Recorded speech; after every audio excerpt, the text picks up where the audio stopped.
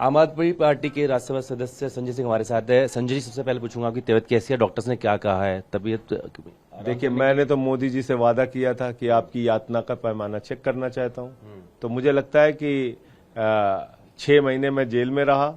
कुछ स्वास्थ्य संबंधी जो डॉक्टरों ने सलाह दी थी उसके हिसाब से उन्होंने लीवर की बायोप्सी कराई, उसके लिए एडवाइस किया था। तो 24 घंटे के लिए एडमिट होना पड़ा और वो बायोप्सी हुई है। बाकी मैं स्वस्थ हूँ, ठीक हूँ, पार्टी के लिए काम करूंगा, कार्यकर्ता हूँ पार्टी का। मैं इस सवाल इसलिए पूछा कि 36 घंटे भी आपको रिलीज हुए नहीं हुए और महज आप 6 घंटे भी घर पे नहीं रुके हैं, तो अब आगे चुनाव प्रचार या जो जिम्मेदारी उनको निभाने के लिए तैयार है? देखिए, हमारे पार्टी के मुखिया अरविंद केजरीवाल जी को भाजपाइयों ने और इस देश की तानाशाह हुकूमत ने जेल में रखा हुआ है और इसलिए हम लोगों की जिम्मेदारी है, एक एक कार्यकर्ता की जिम्मेदारी है कि 10 गुना ज्यादा मेहनत से काम करें।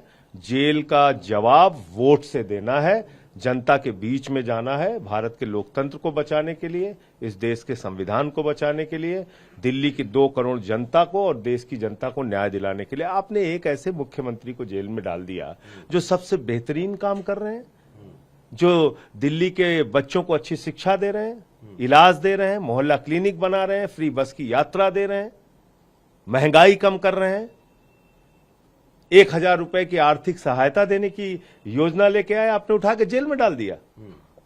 तो इसलिए 10 गुना ज्यादा मेहनत से हम लोग काम करेंगे पार्टी के लिए और पार्टी को जिताने का काम करेंगे। जहां जहां इंडिया गठबंधन के कैंडिडेट हैं उनको जिताने का काम करेंगे। 4 अक्टूबर 2023 को संजय सिंह गए थे और 3 अप्रैल 2024 को वापस लौटे हैं, क्या फर्क है? सुना है पीएमएलए पढ़ के आए हैं आप।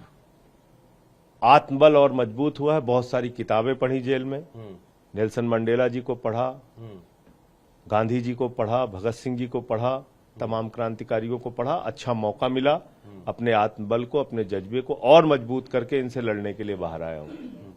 तो उसमें कहीं कोई कमी नहीं होगी। मैं आपका संबोधन सुन रहा था, देख रहा था, उसमें ये आप ये कह रहे थे कि प्रधानमंत्री को भी कानून में इम्यूनिटी नहीं है, कल को हो सकता है मोहाली में पर्चा दर्ज हो जाए, ऐसी कोई तैयारी?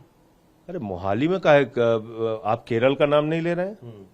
मतलब जहां भी गैर भाजपा सरकार है। बंगाल का नाम नहीं लिया आपने, आपने चेन्नई का नाम नहीं लिया, हैदराबाद का नहीं लिया, बंगलोर का नहीं लिया, कहीं भी दर्ज हो सकता है पर्चा। तो मैं तो यही पूछ रहा हूं कि भाई कानून में उनको भी इम्यूनिटी नहीं है।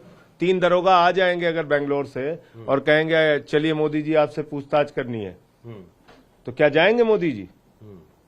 तो इसलिए ये मुझे लगता है कि एक बहुत तानाशाही के चरम पर ये लोग पहुंच गए और इसका जवाब जनता देगी।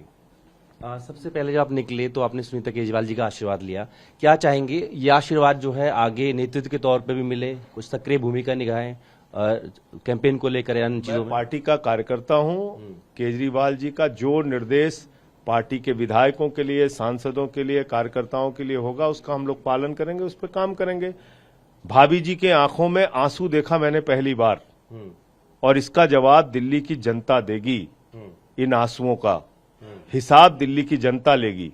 अरविंद केजरीवाल को जेल में डालने का हिसाब दिल्ली की जनता लेगी और मुझे पूरा विश्वास है कि केजरीवाल जी, मनीष सिसोदिया जी, सत्येंद्र जैन जी, जल्द ये लोग बाहर आएंगे, इनको न्याय मिलेगा। आप कह रहे जेल सरकार चलेगी, एलजी कह रहे नहीं चलेगी। एलजी थोड़ी, संविधान निर्माता एलजी, तो मैं तो जानता हूं कि बाबा साहब है संविधान निर्माता।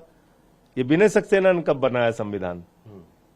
विनय सक्सेना ने कोई संविधान बनाया क्या? एलजी ने? तो मुझे दिखाइए कहां लिखा हुआ है। तो एलजी नहीं तय करेंगे ना भाई जी। दिल्ली के 2 करोड़ लोगों ने चुना है ना केजरीवाल जी को। संजय सिंह के लिए जेल के ताले टूट गए, बाकी लिए कब टूटेंगे? बस आखिरी सवाल। माननीय न्यायालय से मुझे पूरा भरोसा है, जल्द ही फैसला हमारे नेताओं के हक में आएगा। तो संजय सिंह को भरोसा है कि जैसे जेल के ताले उनके लिए टूटे हैं, वैसे ही बाकी नेता जो हैं अरविंद केजरीवाल, मनीष सिसोदिया, सत्येंद्र जैन, उनके लिए भी जल्दी टूटेंगे, वो भी जेल से रिहा होंगे। अपने वीडियो सहयोगी निरंजन दास के साथ जितेंद्र भाटी।